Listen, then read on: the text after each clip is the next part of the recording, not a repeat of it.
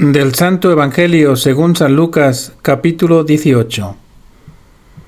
En aquel tiempo, Jesús dijo esta parábola sobre algunos que se tenían por justos y despreciaban a los demás. Dos hombres subieron al templo para orar.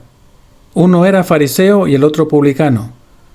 El fariseo erguido oraba así en su interior: Dios mío, te doy gracias porque no soy como los demás hombres, ladrones, injustos y adúlteros. Tampoco soy como ese publicano. Ayuno 2 veces por semana y pago el diezmo de todas mis ganancias. El publicano, en cambio, se quedó lejos y no se atrevía a levantar los ojos al cielo. Lo único que hacía era golpearse el pecho, diciendo: Dios mío, apiádate de mí, que soy un pecador. Pues bien, yo les aseguro que éste bajó a su casa justificado y aquel no, porque todo el que se enaltece será humillado, y el que se humilla será enaltecido. Palabra del Señor.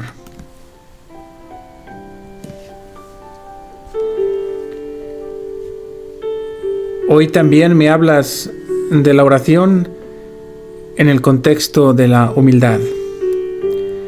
Querías llegar al corazón endurecido de los que presumían de ser justos y por eso despreciaban a los otros.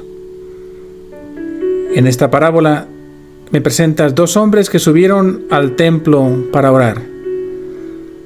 Uno era fariseo y otro publicano. No podría darse un mayor contraste entre ellos.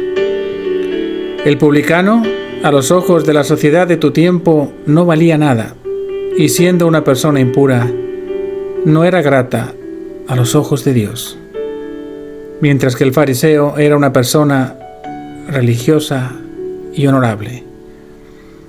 Primero me cuentas cómo reza el fariseo. Su postura es de soberbia, reza de pie. Da gracias a Dios por no ser como los demás, unos pecadores. Su oración no es tanto para escucharte, sino para alabarse, una triste exaltación de sus cualidades y una letanía de desprecios hacia los demás, sobre todo para aquel publicano que se encuentra junto a él. Después describes cómo reza el publicano. Su postura es de humildad, se queda lejos, no osa levantar la mirada, se golpea el pecho en señal de arrepentimiento y solo dice unas breves palabras que contrastan con las muchas palabras del fariseo. Su oración es un simple y sentido: Dios mío, ten piedad de mí, pecador. Con estas palabras me enseñas un modo distinto de rezar. ¿En qué consiste este paradigma, Jesús? Yo quiero rezar como tú quieres. En primer lugar, lo que más valoras es la actitud de humildad. Me dices que el que se humilla será ensalzado, y por lo mismo entiendo que el fariseo, que se ensalzó a sí mismo, salió humillado. En la oración, quieres que entre con humildad, y el publicano me enseña con sus gestos. Se mantenía a la distancia, no se sentía digno de estar cerca de ti, y por eso guardó distancia. Es el asombro ante el hecho grandioso de estar en la presencia de Dios, en tu presencia. Esta es la primera actitud que tengo que aprender. ¿Cómo me asombro al entrar en una iglesia sabiendo que estás presente en la Eucaristía, que es tu casa, mi casa? Es triste ver la inconsciencia de muchos católicos al entrar en una iglesia. Entran hablando de cualquier forma, vestidos no dignamente a veces. Qué triste. Nos falta tanto para creer que estamos ante ti, ante tu divina presencia, en tu casa. Me incluyo también, Jesús. Ayúdame a asombrarme de tu cercanía. Quiero prepararme para vivir cerca de ti. En segundo lugar, no se atrevía a alzar sus ojos al cielo. Era consciente de su miseria, de su indignidad. Pero el hecho mismo de entrar dice mucho. Entrar significa dejar algo atrás, elegir un nuevo espacio y una nueva presencia.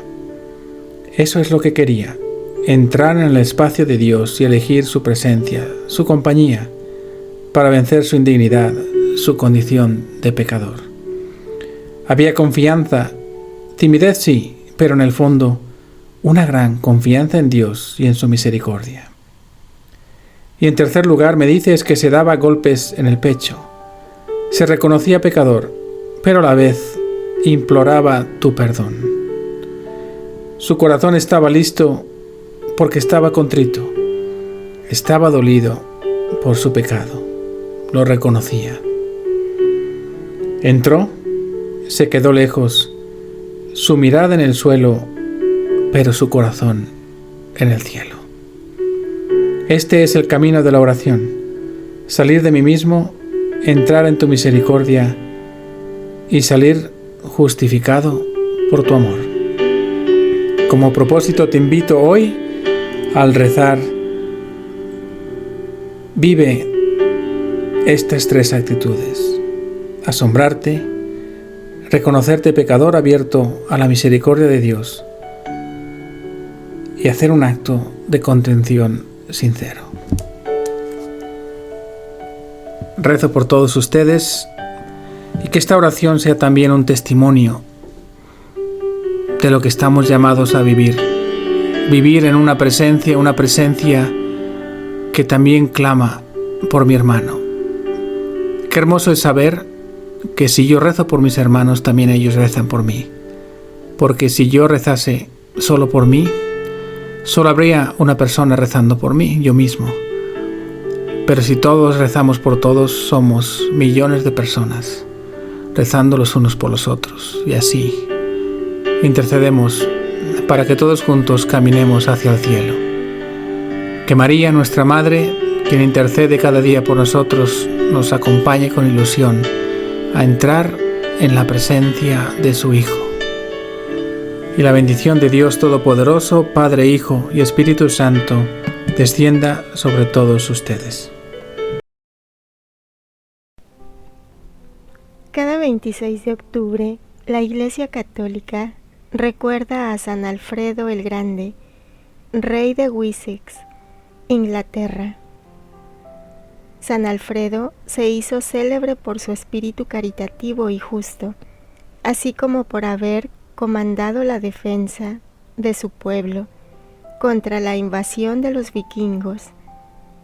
Confiado en sus dotes de líder y buen gobernante, se autoproclamó rey, siendo el primero de la casa de Wessex, que reinó entre los anglosajones. Su natal Wessex fue uno de los 7 reinos que después formaría parte de Inglaterra.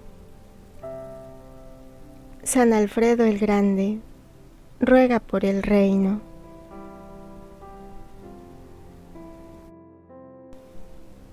Meditemos el Evangelio. Punto 1. Contexto literario y teológico. Lucas ubica esta parábola dentro de una sección sobre la oración. Lucas 18:1-14. Después de la parábola de la viuda y el juez injusto.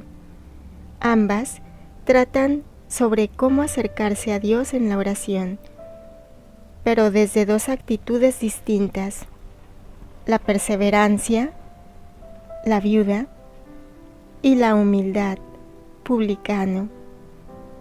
El evangelista subraya que Jesús dirige la parábola a algunos que se tenían por justos y despreciaban a los demás. Este marco interpretativo es esencial. No se trata solo de 2 tipos de oración, sino de 2 posturas espirituales opuestas frente a Dios. Análisis exegético. Subieron al templo a orar. Ambos suben al templo, signo de búsqueda de comunión con Dios. La subida tiene un valor teológico. La oración eleva el alma, pero solo si está purificada por la humildad. El fariseo. El fariseo, representante de los observantes de la ley, erguido, postura de suficiencia, no reza realmente a Dios, sino a sí mismo. Su oración es un monólogo de autojustificación, no un diálogo con Dios. Te doy gracias porque no soy como los demás hombres. El agradecimiento es falso, se centra en su superioridad moral. Enumera sus obras, ayunos y diezmos, más allá de lo exigido por la ley, pero su corazón está cerrado a la gracia. San Agustín comenta: el fariseo dio gracias, pero no verdaderamente. Daba gracias a Dios, pero se complacía en sí mismo. En realidad, no agradecía a Dios los dones que había recibido, sino que se exaltaba a sí mismo, como si de sí mismo los tuviera. El publicano representa a los considerados pecadores públicos. Se quedó lejos, signo de su conciencia de indignidad. No se atrevía a levantar los ojos al cielo, postura de arrepentimiento. Su oración breve: oh Dios, ten piedad de mí, pecador. Expresa la verdadera contrición. No presenta méritos, sino su miseria. Es modelo de la oración del corazón, simple, sincera y confiada.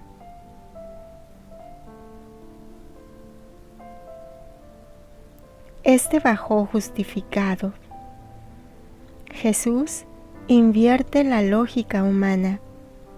El publicano, no el fariseo, es justificado. Justificación aquí significa ser declarado justo por Dios, no por obras humanas, sino por la gracia. El fariseo confía en sus méritos. El publicano se abandona a la misericordia.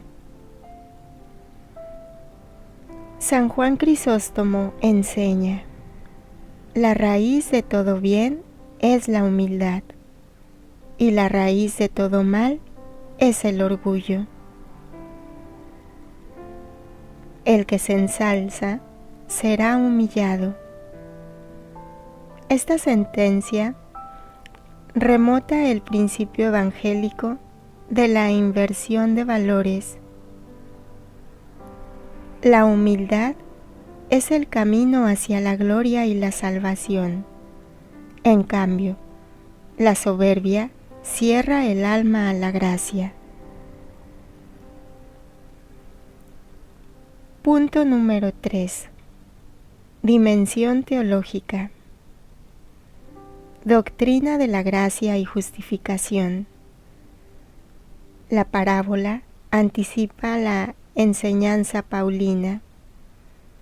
El hombre no es justificado por las obras de la ley, sino por la fe. Gálatas 2:16. El publicano, por la humildad y el arrepentimiento, acoge el don gratuito de la gracia. El fariseo, confiando en sí mismo, se excluye del don. Cristología implícita. Jesús revela su autoridad divina. Él declara quién es justificado. Solo Dios puede justificar. Por lo tanto, Jesús actúa con poder divino. Antropología teológica. El hombre no se salva por su perfección moral, sino por su apertura al amor misericordioso de Dios. El fariseo representa al hombre viejo, que busca justificarse por sí. El publicano al hombre nuevo, que deja actuar la gracia. Eclesiología. En la comunidad cristiana, nadie puede juzgarse superior. Todos son llamados a vivir la comunión desde la humildad. La Iglesia es pueblo de perdonados, no de perfectos. Magisterio y tradición. Catecismo de la Iglesia Católica, numeral 2559. La humildad es el fundamento de la oración. El hombre es un mendigo de Dios. Esta cita resume perfectamente la actitud del publicano. San Juan Pablo II nos dice: «Endive sin misericordia». La verdadera justicia de Dios se manifiesta en la misericordia hacia el pecador arrepentido. El Papa Francisco, en el Ángelus del 23 de octubre de 2022, proclamó: «Dios no escucha la oración de quien presume de ser justo, sino la del que reconoce su pecado y pide perdón».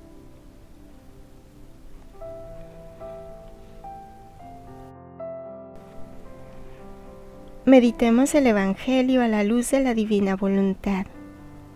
Punto número 1. La humildad, raíz de toda gracia. Libro de Cielo, volumen 3, mayo 20, 1900. Cuando el alma se reduce a la nada y sube a mí, y toma su ser en el mío, entonces yo obro como el Dios que soy. He aquí cómo todas las virtudes tienen principio en la humildad y en el aniquilamiento de sí mismo.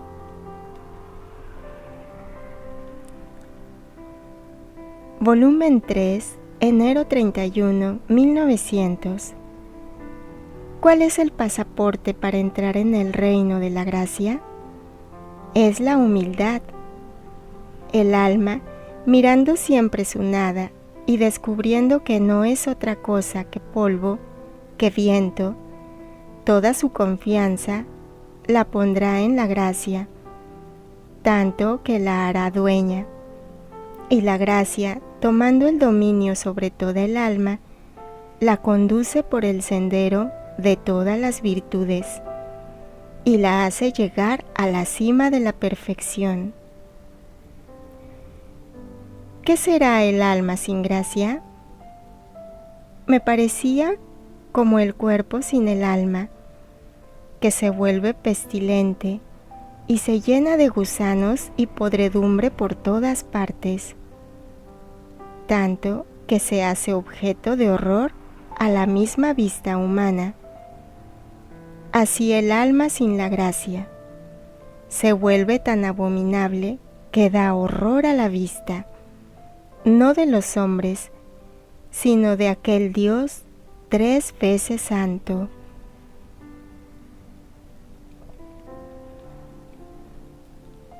Punto 2.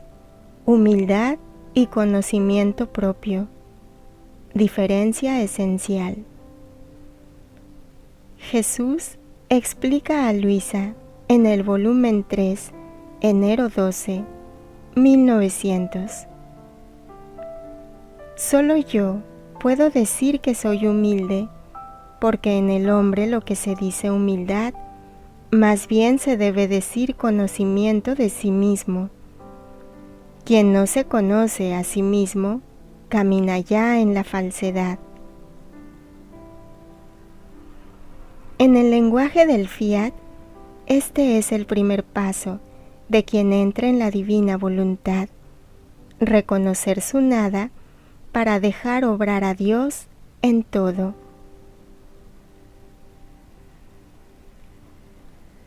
Punto 3. Jesús, modelo de humildad divina.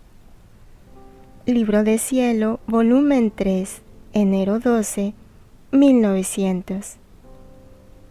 Mi divinidad, escondida en mi humanidad, condescender a tanta bajeza, ejercitaba continuos actos de profunda y heroica humildad. No parten de mi trono rescritos de gracias, sino por medio de la humildad. Ninguna oración escuchan mis oídos si no está perfumada con el aroma de la humildad. El publicano refleja en su pequeñez esta misma actitud del Cristo Redentor, el anonadamiento de la humanidad de Jesús ante el Padre.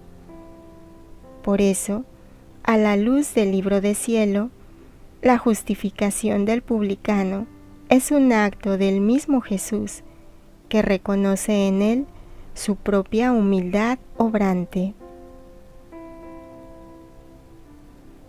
Punto 4. La humildad atrae el reinado de la divina voluntad. Jesús dice en el volumen 3, marzo 17 de 1900: Cuanto más te abajas a ti misma, tanto más me siento atraído a abajarme hacia ti y llenarte de mi gracia. He aquí por qué la humildad es precursora de la luz. El alma humilde se convierte en morada del fiat divino. El fariseo, lleno de sí mismo, no deja espacio a Dios. El publicano, al reconocerse nada, se transforma en tabernáculo donde el fiat puede reinar.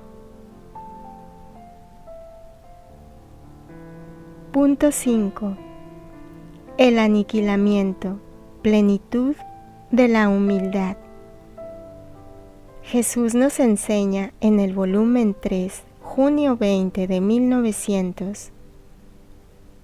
La humildad más perfecta, más sublime, es la de perder toda razón y no discurrir acerca del por qué y del cómo, sino deshacerse en la propia nada. Y mientras el alma hace esto, sin advertirlo, se encuentra perdida en Dios. El publicano no argumenta ni se excusa, simplemente se abandona en la misericordia. Es el retrato de quien vive disuelto en el fiat. El yo desaparece y solo queda el acto divino obrando en él. Punto 6. La oración humilde, instrumento de justificación. Jesús dice a Luisa y en ella a nosotros, en el volumen 2, mayo 19 de 1899. La humildad es la seguridad de los favores celestiales. Donde veo la humildad, hago correr abundantemente cualquier clase de gracias. Así se entiende que el publicano bajó justificado. Su oración humilde permitió que la justicia divina se transformara en misericordia. El fariseo, con su autosuficiencia, bloqueó esa corriente de gracia.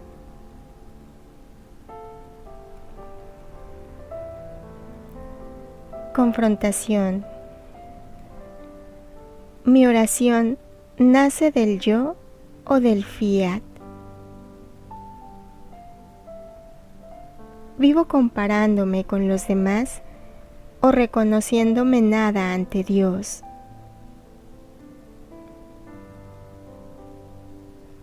¿Salgo de la oración igual o transformado? Oremos. Amado Jesús mío, que en tu humanidad escondiste la gloria del Verbo eterno, enséñame a orar como el publicano, reconociendo mi nada. Vacíame de todo lo que es mío, para que tu divina voluntad lo llene todo. Perfuma mi alma con el aroma de la humildad.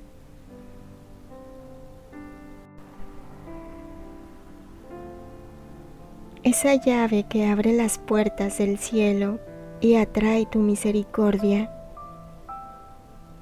Fiat Jesús, fiat siempre. Amén. Gloria al Padre, y al Hijo, y al Espíritu Santo, como era en el principio, ahora y siempre, por los siglos de los siglos. Amén. Ven, divina voluntad, ven a reinar en nosotros. Fiat.